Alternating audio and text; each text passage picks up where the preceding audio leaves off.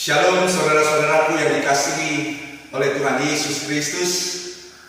Puji dan syukur kita boleh kembali berjumpa dalam sukacita bersama di hari ini, hari Minggu, tanggal 19 Juli di tahun 2020. Perjalanan kehidupan yang kita telah jalani, perjalanan kehidupan yang telah kita lewati merupakan suatu perjalanan yang harus kita yakini ada karena perjalanan kita bersama dengan Tuhan.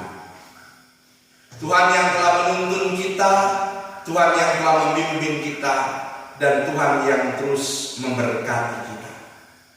Ungkapan rasa syukur kita menyatakan kepadanya melalui permenungan di hari Minggu ini.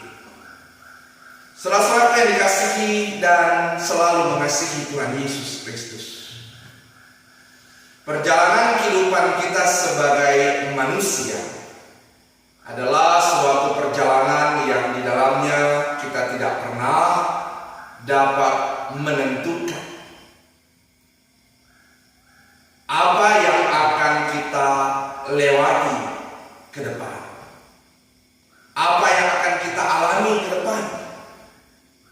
Kita hanya bisa dapat melihat, kita hanya dapat bisa menyaksikan suatu proses perjalanan kehidupan kita di masa yang lampau, di masa yang saudara dan saya telah menjalaninya. Sebut saja kita telah merasakan perjalanan ketika kita ada di hari yang kemarin. Kita boleh melewatinya dan kita boleh dapat merefleksinya.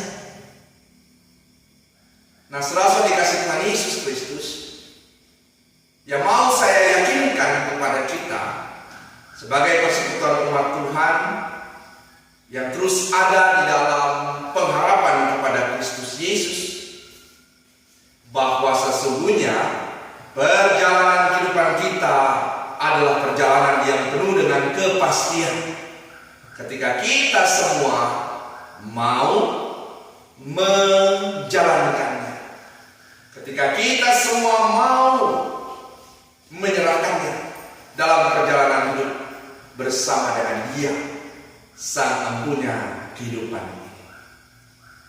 Saudara-saudaraku yang dikasihi oleh Tuhan Yesus Kristus, pembacaan firman Tuhan yang terambil dari surat 1 Petrus pasalnya yang pertama, ayatnya yang pertama hingga ayatnya yang ke-12, yang di dalamnya saudara-saudara dikasihi Tuhan Yesus Kristus, Rasul Petrus mau memberikan kembali suatu pengakuan atas sebuah perjalanan kehidupan yang telah ia jalani. Dan pengakuan perjalanan kehidupannya ini yang mau dia bagikan, yang mau dia sampaikan dalam perjalanan kehidupan bersama dengan umat Tuhan. Jemaat yang dikasihi oleh Tuhan kita Yesus Kristus, 1 Petrus pasalnya yang pertama, ayatnya yang pertama sampai dengan ayatnya yang ke-12. Di sana paling tidak ketika kita membacanya, kita boleh dapat mendapatkan suatu pernyataan di mana pengakuan Petrus dan juga ini menjadi satu pengakuan bersama-sama dengan umat atas karya kasih Allah, atas rahmat Allah yang telah melahirkan kembali, melahirkan mereka kembali dalam kehidupan, dalam persekutuan yang sebenarnya.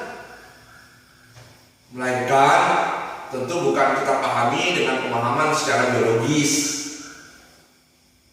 tetapi melahirkan kembali adalah bagaimana kita dihidupkan kembali, umat disadarkan kembali tentang apa yang harus dilakukan dalam pemahaman yang benar, yaitu dalam pemahaman yang di dalamnya perjalanan kehidupan manusia adalah perjalanan kehidupan yang senantiasa hanya berpengharapan kepada Kristus.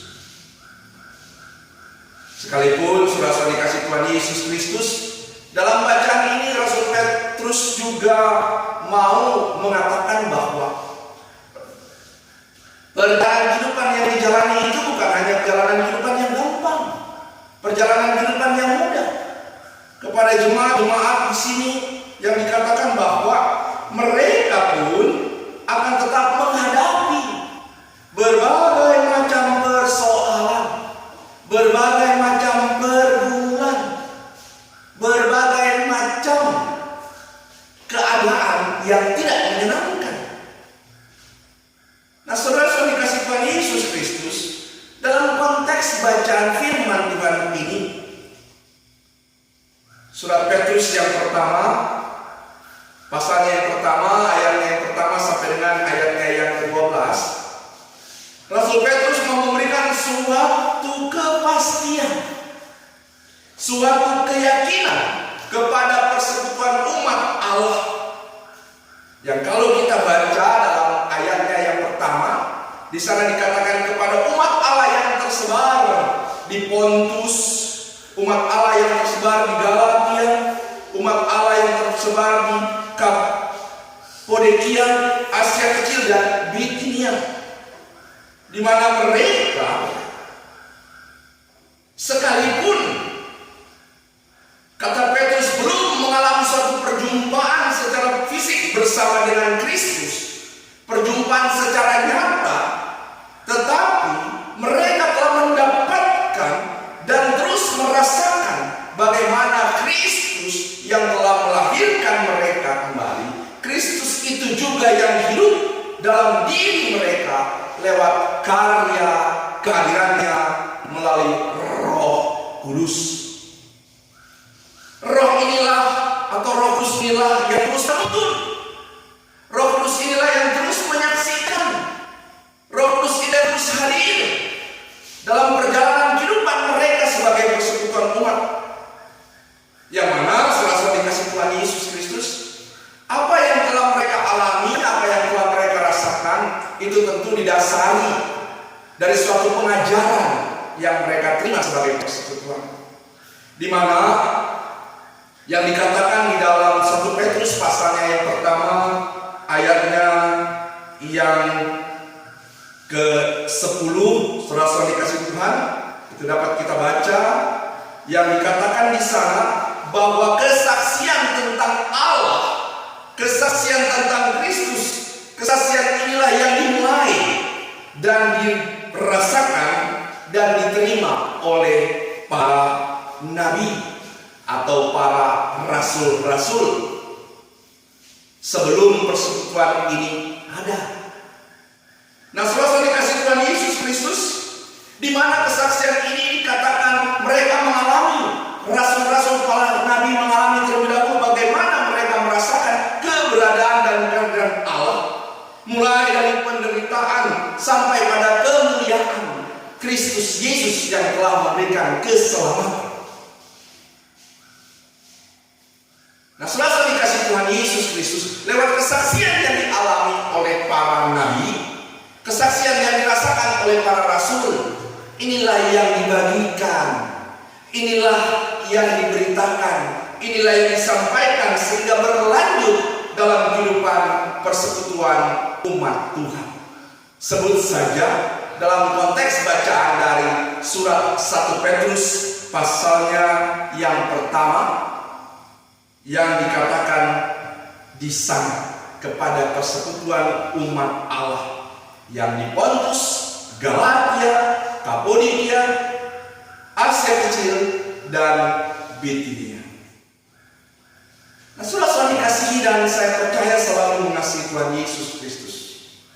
Melalui terang firman Tuhan ini juga memberikan satu kesaksian, di mana ketika Rasul Petrus menyampaikan kepada persekutuan umat Tuhan supaya mereka tetap ada dalam perjalanan kehidupan yang penuh dalam pengharapan bersama dengan Kristus, pengharapan yang penuh diletakkan dalam karya kasih Nah, pengharapan inilah yang harus menjadi bagian yang nyata dalam persekutuan umat Tuhan kita sebagai orang-orang yang telah dilahirkan kembali, orang-orang yang telah dihidupkan kembali, orang-orang yang terus dan senantiasa merasakan di mana kita boleh mengalami satu perubahan kehidupan yang dalam bahasa Paulus di sana dikatakan dari gelap kepada terang. Jemaat yang dikasihi Tuhan Yesus Kristus, ini berarti tandanya apa yang disampaikan oleh Rasul Petrus itu harus menjadi bagian yang hakiki dalam perjalanan kehidupan kita sebagai persekutuan umat Tuhan, di mana kita semua dipanggil untuk tetap hidup, untuk tetap ada dalam pengharapan hidup bersama dengan Dia. Pengharapan hidup yang senantiasa diletakkan dalam karya kasih Allah yang telah menghidupkan kita, karya kasih Allah yang telah memberkati kita, karya kasih Allah yang telah memberikan kesempatan kepada kita untuk dapat merasakan dan menikmati perjalanan-perjalanan kehidupan yang kita alami, baik secara pribadi maupun dalam perjalanan kehidupan bersama dengan orang-orang lain. Saudara-saudara dikasihi Tuhan Yesus Kristus, nasihat dari terang firman Tuhan ini paling tidak mau mengingatkan kepada kita semua, di mana Rasul Petrus mau memberikan satu penekanan agar umat Allah, mereka yang telah dipilih, mereka yang telah diselamatkan, termasuk juga dengan kita, supaya kita tetap hidup dalam keselamatan, dalam ketaatan pada Kristus. Kita diingatkan dan diajarkan untuk terus menjaganya. Kita diajarkan dan diingatkan untuk terus memeliharanya. Kita diajarkan dan diingatkan untuk melakukannya. Dan kita terus juga diajarkan dan diingatkan untuk memberitakannya dalam kehidupan yang kita lewati dan jalani. Saudara-saudara dikasihi dan terus mengasihi Tuhan Yesus Kristus, perjalanan kehidupan yang kita jalani adalah perjalanan kehidupan yang penuh dengan kepastian. Sekalipun kita harus melewati dengan berbagai macam persoalan dan pergumulan. 1 Timotius pasalnya yang keempat, ayatnya yang ke-10, Rasul Paulus memberitakan dan menyampaikan kepada rekan sepelayanannya, yaitu Timotius, yang di sana dikatakan kita berjerih payah, kita berjuang menaruh pengharapan kita hanya pada Allah yang adalah juru selamat manusia. Penekanan inilah yang mau terus menjadi bagian yang hakiki dalam kehidupan kita, dalam ketaatan, dalam penyerahan hidup kepada Dia. Saudara dikasih Tuhan Yesus Kristus, rintangan hambatan akan menjadi bagian yang tak pernah terpisahkan. Amsal pasalnya yang ke-24, ayatnya yang ke-10, di sana saudara dikasih Tuhan Yesus Kristus mengatakan bahwa Amsal 4 ayatnya yang ke-10, jika engkau tawar hati pada masa kesesakan, kecillah kekuatanmu. Jangan kita menjadi patah arang ketika kita mengalami persoalan dan pergumulan. Jangan kita menjadi kecewa yang berlarut-larut sampai kita tidak lagi melakukan apa yang harus kita lakukan dalam hal-hal yang mendatangkan kebaikan. Sebaliknya, saudara-saudara dikasih Tuhan Yesus Kristus, surat Ibrani pasalnya yang ke-10 ayatnya yang ke-23, di sana mengatakan sebuah nasihat kepada kita semua. Marilah kita berpegang teguh pada pengakuan tentang pengharapan yang menjanjikannya setia. Pengharapan yang harus kita lakukan, pengharapan yang kita tunjukkan hanya kepada Dia. Teruslah hidup bersama dengan Tuhan, teruslah berjalan bersama dengan Tuhan, terus libatkanlah Tuhan, dan pastikanlah bahwa kita akan merasakan kelegaan ketika kita hidup dalam ketaatan, dalam kesetiaan bersama dengan Dia. Hidup bersama dengan Tuhan pasti mendatangkan damai sejahtera. Terpujilah Tuhan kekal kini selama-lamanya.